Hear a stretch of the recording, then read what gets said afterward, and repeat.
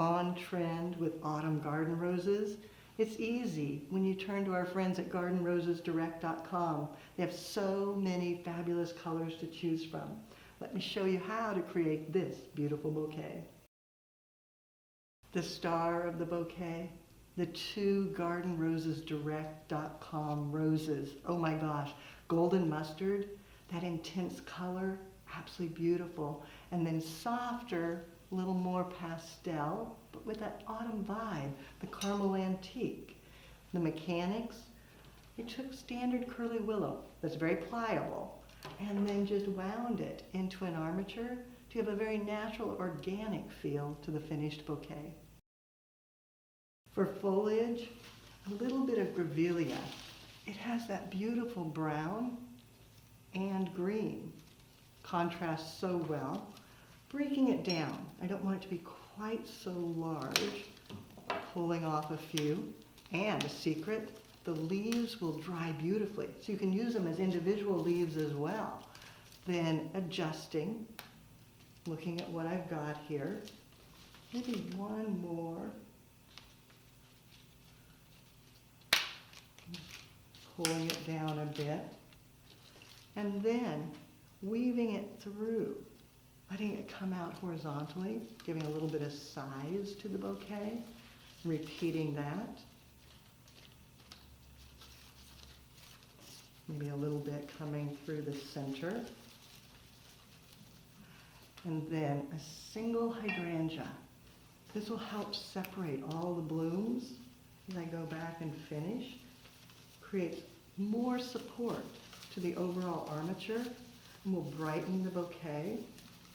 Adjusting the placement, turning as I desire. For a little bit of fun, some hanging amaranthus will drop the eye, giving movement overall to the bouquet. Then once I have the base together, I'm ready to add roses. Now, the stars of the show. The caramel antique, I removed the leaves so that I can just feed it right down in easily. And repeating it, putting them at different levels so that it creates interest. A little bit face different directions. Then the golden mustard, weaving it in, thinking about the facing. Where's the front of the bouquet? Obviously with the amaranthus. Maybe doing two.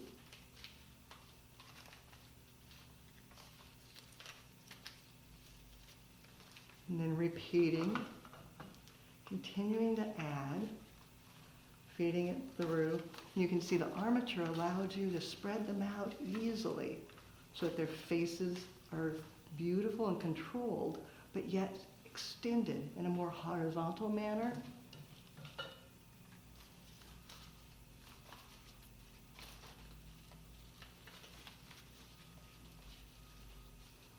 And as you work, take a look at it in the front of the mirror so you can see what the person is going to be seeing from the front in the photographs. That's how you make sure your positioning is perfect. As you finish, again, look from the front and then tuck in your final blooms. Maybe another rose down very low, tucked in. Maybe another coming up a little bit higher. Finding the perfect hole and feeding it in. You can pull from the bottom. Then, if you want, go back with Oasis Floral Cold Glue and tuck in additional leaves right where you might want them. Just a bit of glue tucked in. Final roses, making sure that all your spots are full the way you want them to be. Then using bind wire, tie it together securely and shorten your stems. The recipe, I started with the roses from gardenrosesdirect.com. I used 6 of the caramel antique and 6 of the golden mustard. Paired, they are the essence of autumn.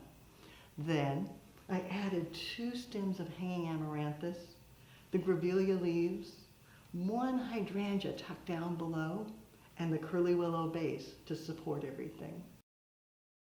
Weddings have become almost year-round. They certainly are strong all through the autumn season. And I think you're going to see that continue in the years ahead. For more creative inspiration, check out our website, flowerschool.com. If you have questions, you can reach us through there. And of course, now it is your turn. Gather your favorite autumn roses, add in autumn treasures, and create a bouquet. Be sure to take a picture, post it on social media, and hashtag Floral Design Institute. That way we all can see what you do as you do something you love.